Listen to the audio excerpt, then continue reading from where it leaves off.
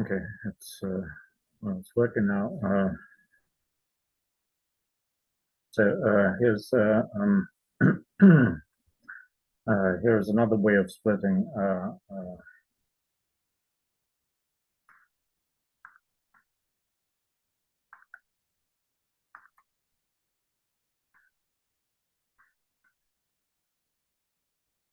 S,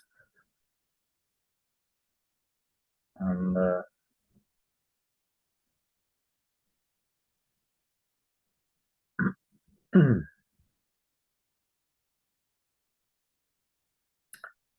and here I want to I want to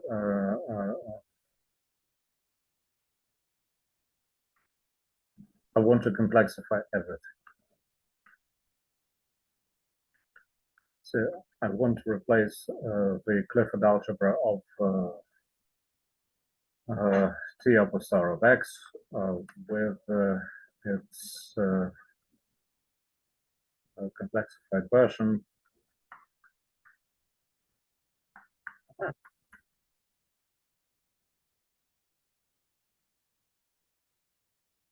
And then I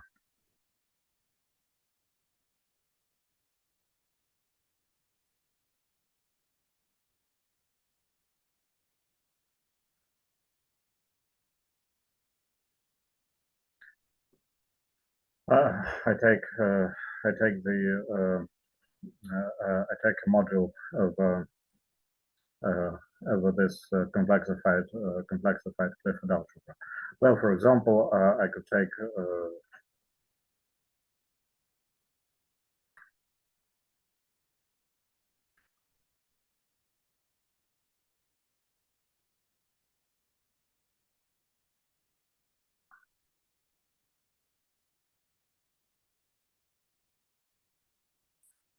take everything over R, but then complexify.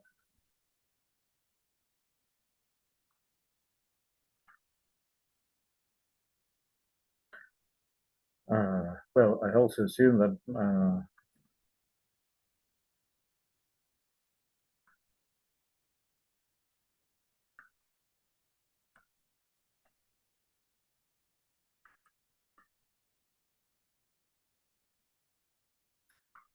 the dimension of x is even.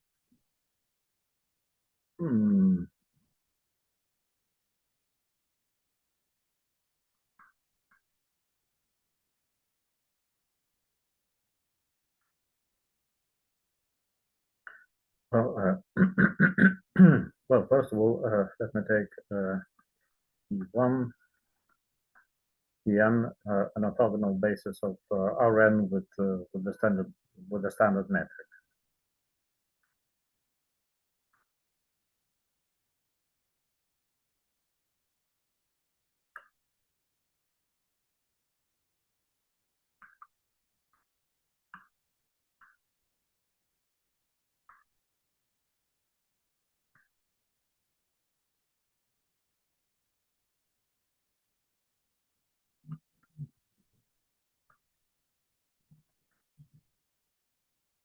Well, then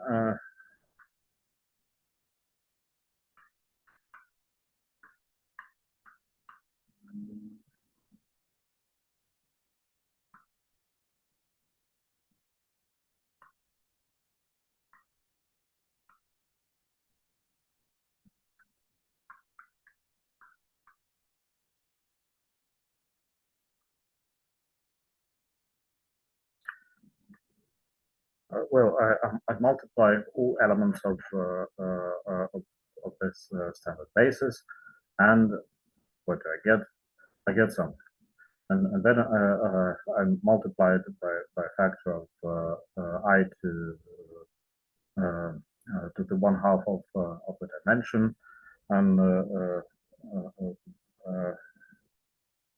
result is called the complex volume form.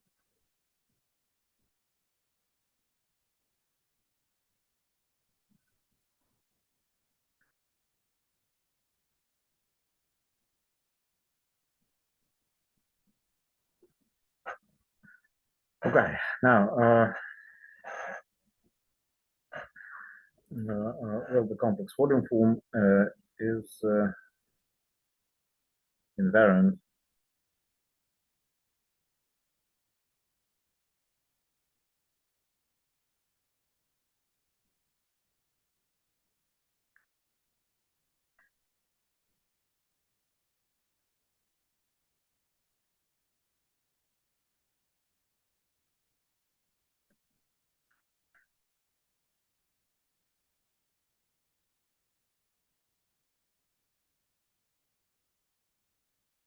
is invariant under the action of CL.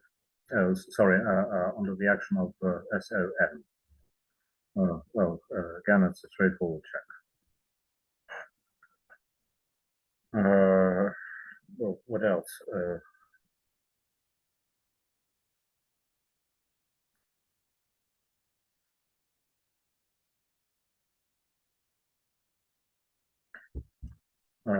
The result squares to 1. And the complex volume form squares to 1.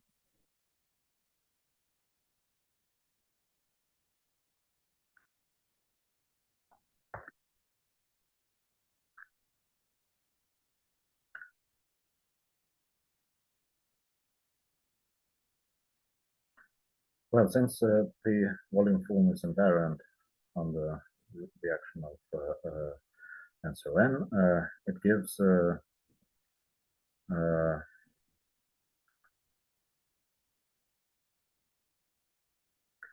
us a section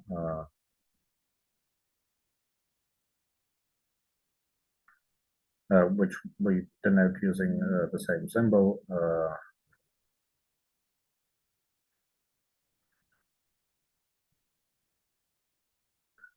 of sorry, no, well, it's a section of the Clifford bundle.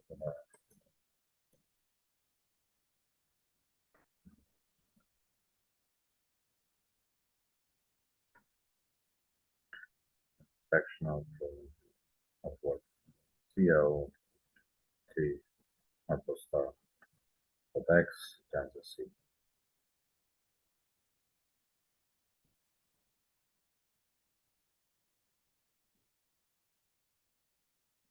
Okay. Well, it's well, hopefully it's readable. It's dense, but it's readable. Well, also I hope. Anyway, does any of this make sense? What was it? Does it make sense?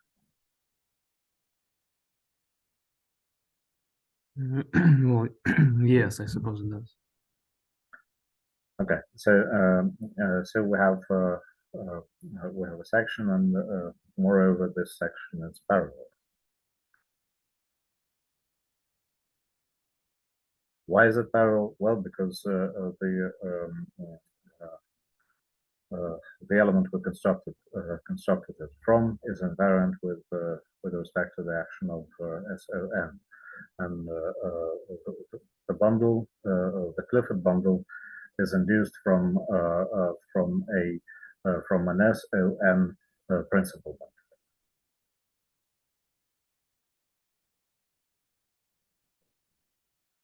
Okay, now well, the section squares to 1, and so what? So we are able to consider the plus and minus eigenbundles.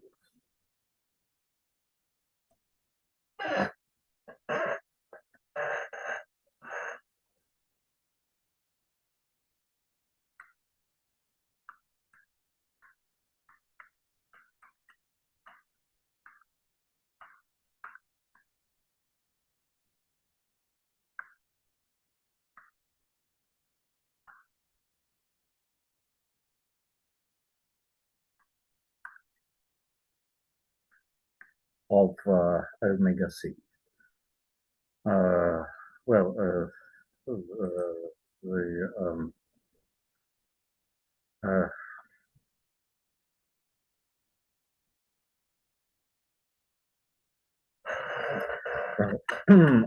well, question is why these are sub bundles and not just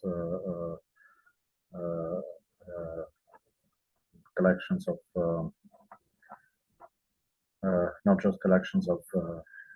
vector subspaces. Well, this is because the action is parallel, so not the action, the section is parallel, so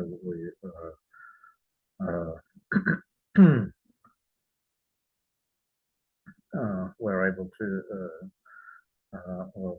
to view all of those as all of those well, we're basically we're able to view omega c as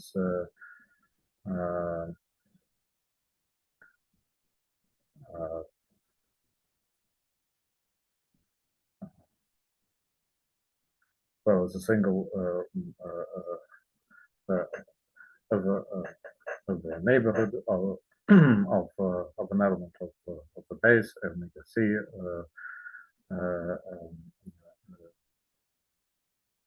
can be viewed as something which does not depend on the element of the base.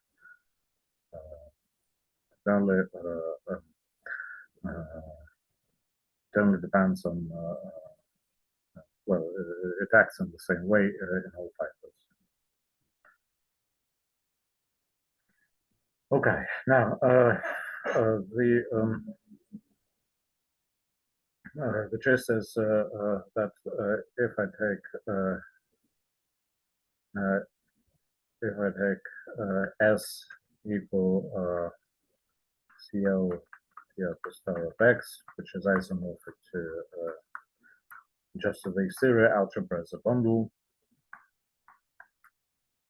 and then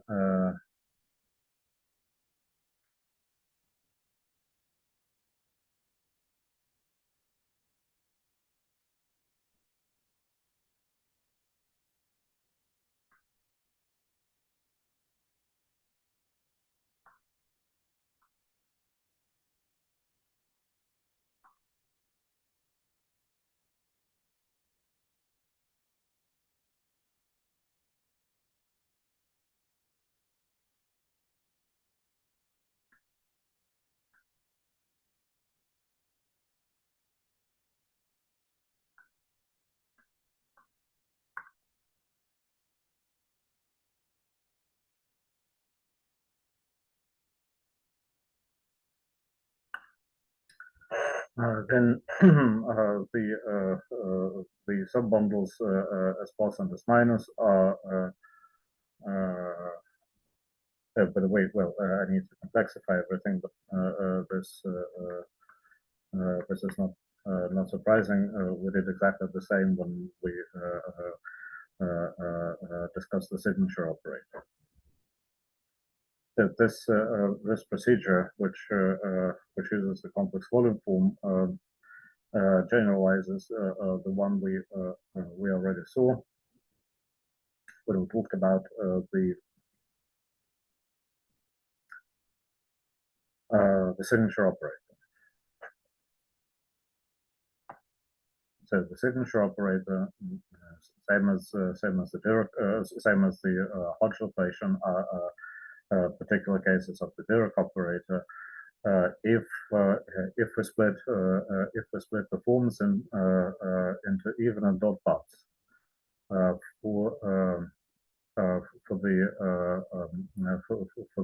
Duram operator, we use one splitting, and for the signature operator, we use another split, and we get in both cases we get operators d plus and d minus, and in both cases those operators have have an interesting index. Well, in the first case, it's the Euler characteristic, and in the second case, it's the signature. Okay, now, are there any questions?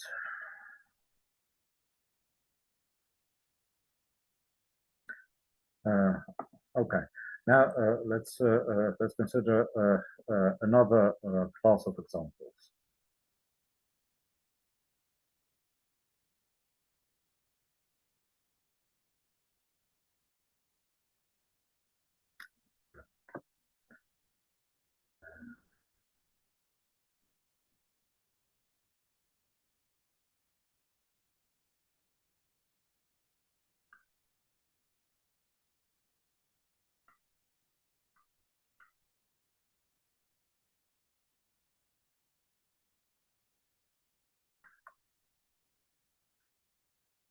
Maybe let's talk about the ATIA singular operator.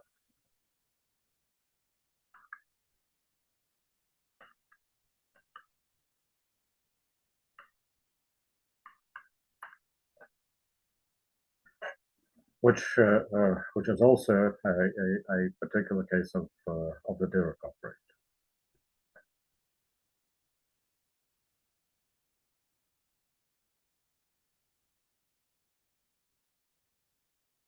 Okay, now well, we'll probably start talking about this operator today, and then we'll okay. Let me define the operator, and then we'll decide what to do with it.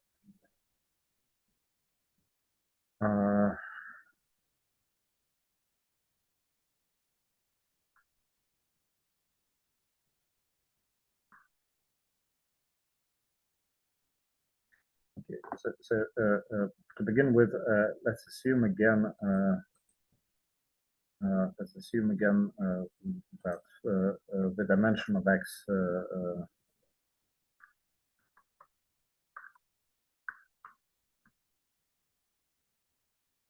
is even, but let's also assume that x has a spin structure.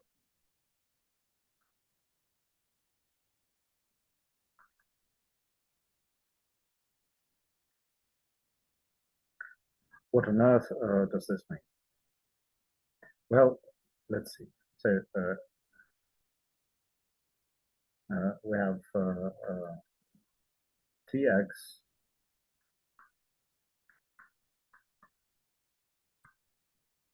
even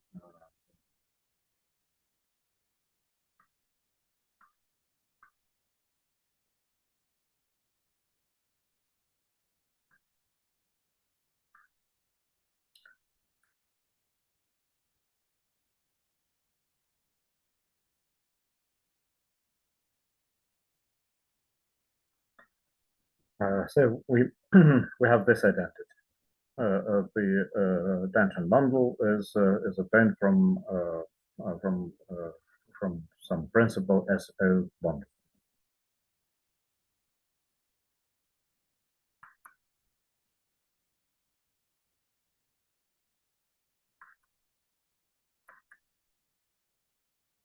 And we require that there should exist a principal spin bundle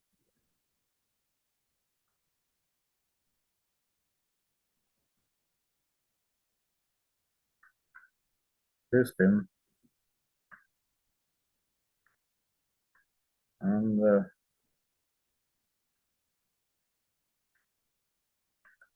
the spin equivariant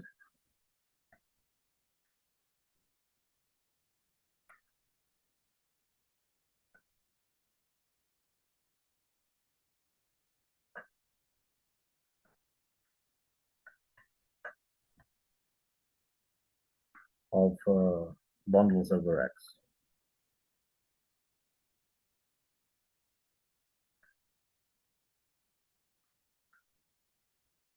Well, which means that the map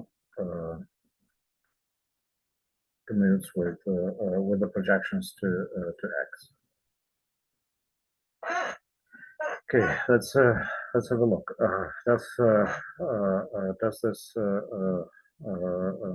Does this make sense? Saman, what do you think?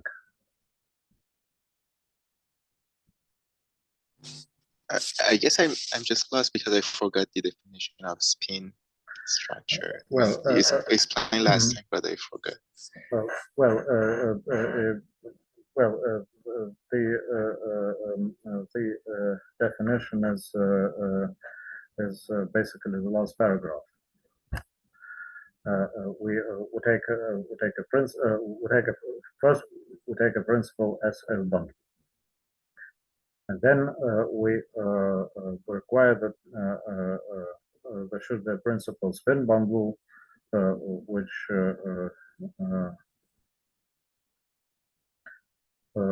maps into the SL bundle in a spin covariant way.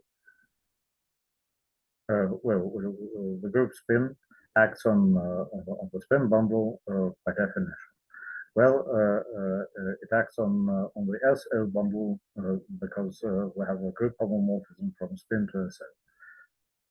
So it makes sense to talk about covariant maps, and we require this map of bundles to be equivariant. Does this make sense? I guess yes. Now it does. So by spin you mean just the spin group of dimension n? Yes, and the spin group is the double cover of the special orthogonal group, and it's the universal cover when n is greater than 2. Yes, now it makes sense. Thank you. Леонид, имеет ли смысл то, что написано? Ну да. Okay. So now let's take m.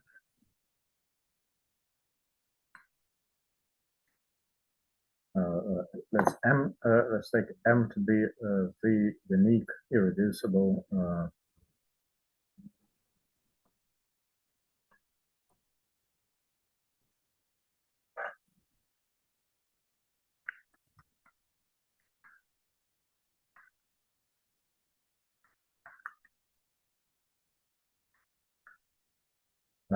CL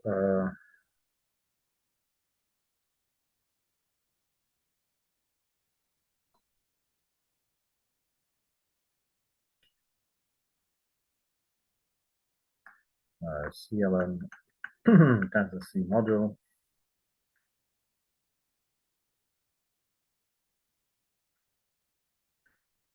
And let's take S equal P spin cross over spin M.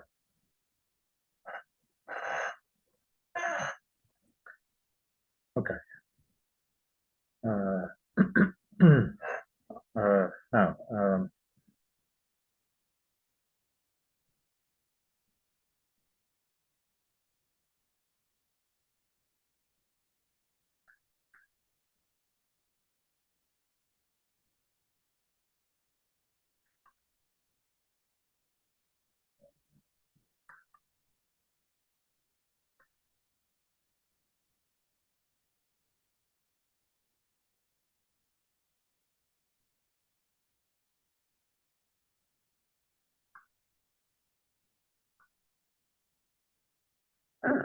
Now, we again take plus minus one plus one and minus one eigenspaces of omega C. And,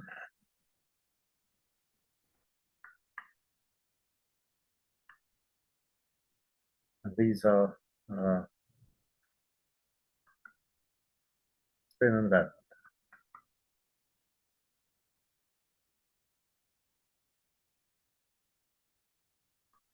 Okay, we get modules. We get Clifford models f plus minus. Okay, spin n plus minus.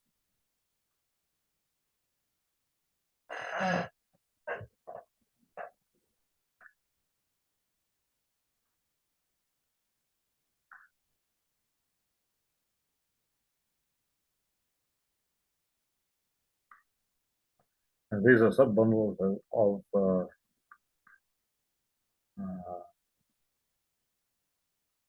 of S, which is the spin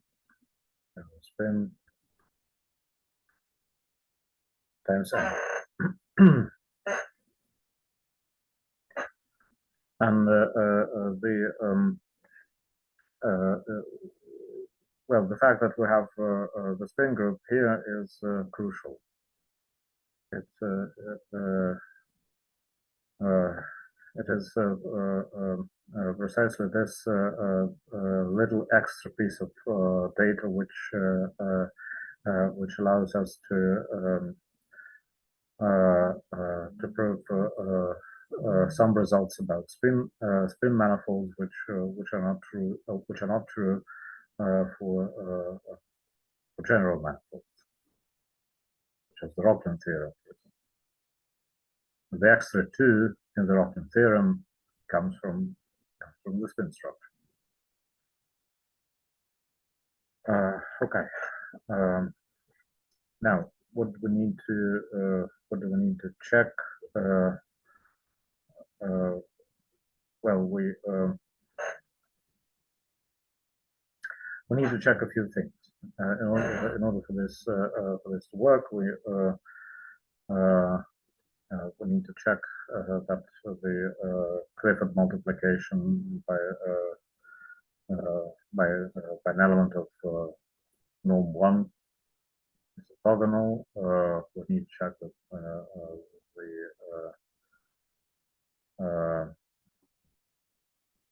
the Clifford multiplication is parallel, and what else?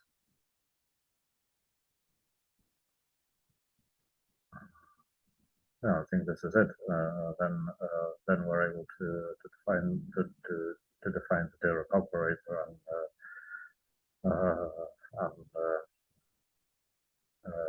basically see that it's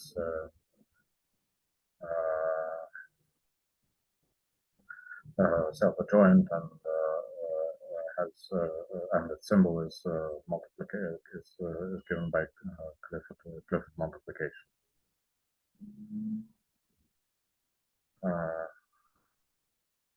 Okay, now well, let's see.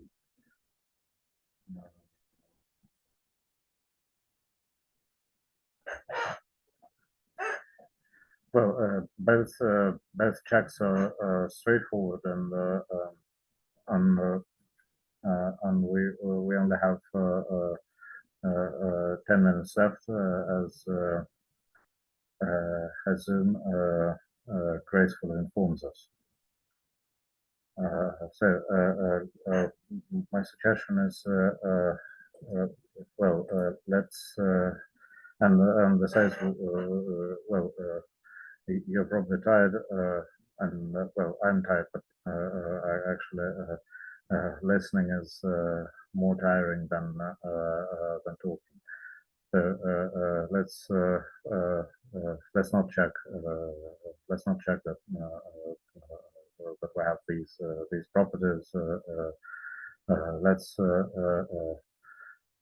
Let's talk about what we do next time. So my suggestion is next time let's finish what we started today. Let's calculate the index of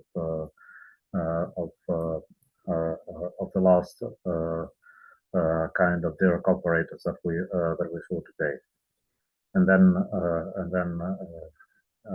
in the remaining time, I will say a few words about the proof of the index theorem.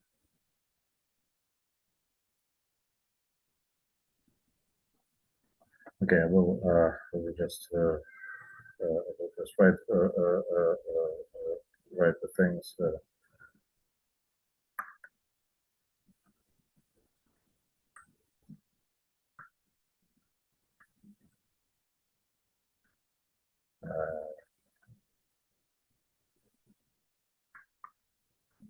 That we didn't check, but let's at least write them down.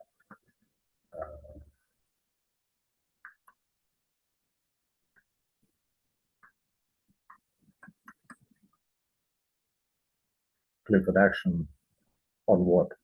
On M.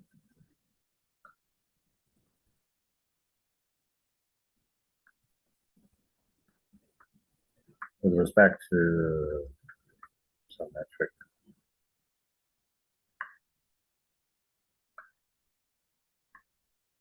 On M.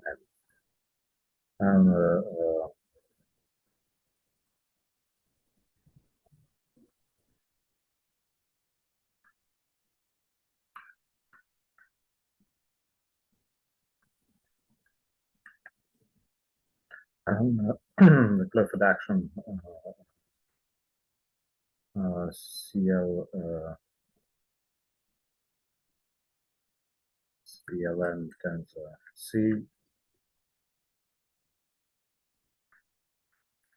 tensor M to M is spin invariant.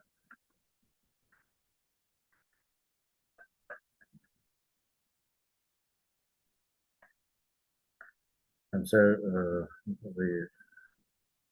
Clifford action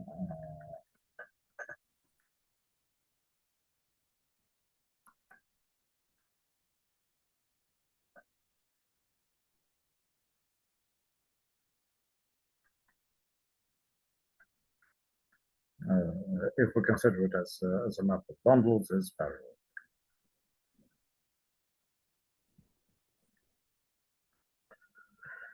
Okay, now are there any questions, remarks, comments, and so on?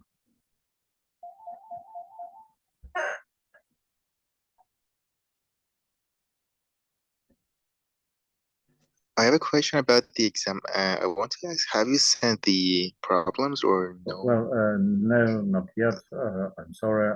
Hopefully, I'll do this later tonight. Okay, thank you. Okay. Are there any more questions?